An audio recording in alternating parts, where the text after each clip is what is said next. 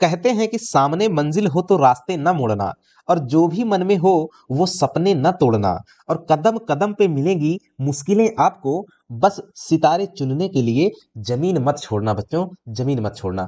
जी हाँ बच्चों, आज के इस वीडियो में हम बात करने वाले हैं आकांक्षा एंट्रेंस एग्जाम में सिलेक्शन कैसे पाएं, आपका चयन कैसे हो, इसी पर बात करेंगे। और ये वीडियो बहुत ही महत्वपूर्ण रहने वाला है सभी स्ट्रीम के बच्चों के लिए जो भी एंट्रेंस एग्जाम देने जा रहे हैं आकांक्षा का, चाहे वो मेडिकल ग्रुप के बच्चे हों, चाहे इंजीनियरिंग के हों, चाहे क्लैट वाले हों, सभी के लिए खास रहने वाला है। राइट, देखिए how to get selected in Aakanksha entrance exam, या फिर आप अच्छे मार्क्स कैसे बनाएं, और मार्क्स अच्छे होंगे तभी आपको सिलेक्शन मिलेगा।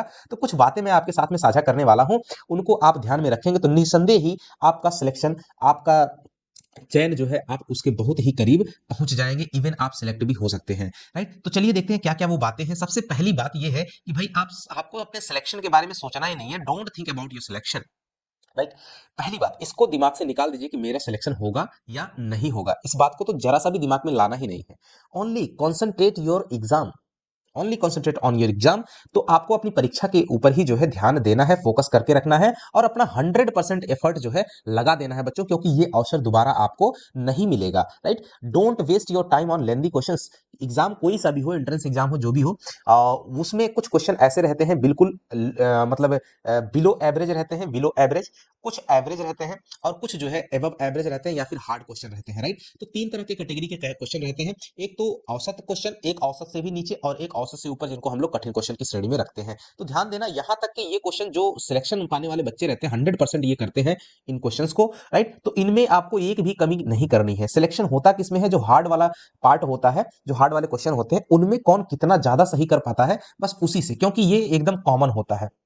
राइट, ये लगभग लगभग जो थोड़ा औसत बच्चे होते हैं वो लगभग इन दोनों पार्ट को जो है, इन दोनों टाइप के क्वेश्चंस को इजीली बना लेते हैं। सिर्फ हार्ड क्वेश्चन में ही खेल होता है, गेम होता है। और जो एवरेज, जिनका जिनकी जिनकी गलती इन सेक्शंस में होती है, यानी कि बिलो एवरेज और एवरेज वाले क्वेश्चंस में, तो समझ लेना कि वो बेचारे जो है वो सिलेक्ट नहीं हो पाते हैं। राइट, बेशक उनका हार्ड वाला क्वेश्चन भी दो चार ज्यादा सही हो जाए, फिर भी उनका सिलेक्शन नहीं होता, क्योंकि वो इस इधर क्वेश्चन से पिछड़ चुके होते हैं। Right, do hard questions with help of options. कई बार कठिन क्वेश्चन होते हैं, उनको जो है आपको ऑप्शन की मदद से करना होता है, तो इजिली वो बन जाते हैं। राइट, अब लेकिन एक चीज ध्यान रखना, जो क्वेश्चन होता है आप पूरे पेपर को दो स्टेप या फिर तीन फेज में करेंगे। राइट, पहले फेज में, फर्स्ट फेज में आपको क्या करना है, जो इजी क्वेश्चन है, इजी क्वेश्चन को फटाफट कर लेना है। सेकंड फेज में आपको क्या करना है, आपको जो है जो एवरेज क्वेश्चन है, जो एवरेज क्वेश्चन है उनको अटेम्प्ट करना है, उसमें हल्का समय लगेगा। और थर्ड फेज में जो हार्ड क्वेश्चन है, जिनको आपने छोड़ा हुआ है, उन हार्ड क्वेश्चंस को आपको अटेम्प्ट करना है। तो इस तरह से तीन फेजेस में आपको जो है बांट लेने हैं। और उनमें से भी आपको बता दें, सबसे पहले फिजिक्स का पार्ट आप इजीली करिए, और जो इजी क्वेश्चन है उनको गलती तो कभी करना ही नहीं है। 1 मिनट ज्यादा लग जाए तो चलेगा, लेकिन वो क्वेश्चन गलत नहीं होना चाहिए, 100% सही हो, यानी कि 40 में 40 आपका फिजिक्स में होना चाहिए सही। और इसी तरह से बायोलॉजी, अगर मेडिकल के बच्चे हैं तो बायोलॉजी में भी 40 में 40 आपका सही होना चाहिए। और मैथमेटिक्स का भी क्वेश्चन आज के समय में काफी इजी आ रहा है, क्योंकि 11th और 12th के जो क्वेश्चन है वो नहीं आ रहे हैं, जो पैटर्न है वो चेंज हो चुका है, सिलेबस भी काफी कट आउट हो चुका है, शॉर्ट सिलेबस एकदम शॉर्ट हो चुका है। तो इससे लिए ये भी एग्जाम जो क्वेश्चन है काफी इजी आ रहे हैं। तो 40 में 40 इंजीनियरिंग के बच्चों के लिए ये भी अनिवार्य ही अनिवार्य है। अगर किसी का भाई कम हो रहा है, एक दो क्वेश्चन भी कम हो रहा है, सिलेक्शन के समझ लो उतने कदम दूर चले जा रहे हो आप। और रही बात मेंटल एबिलिटी टेस्ट की, तो ये भी क्वेश्चन काफी इजी होते हैं, बहुत ज्यादा कठिन नहीं होते हैं, एवरेज होते हैं। और एक दो क्वेश्चन आपको थोड़े टेक्निकल मिल सकते हैं, जो आपको हो सकता है कि वहां आपका माइंड ना जाए, फिर भी आपको 38, 39 या फिर इवन 40 ऑफ 40 करके आना ही चाहिए इसको।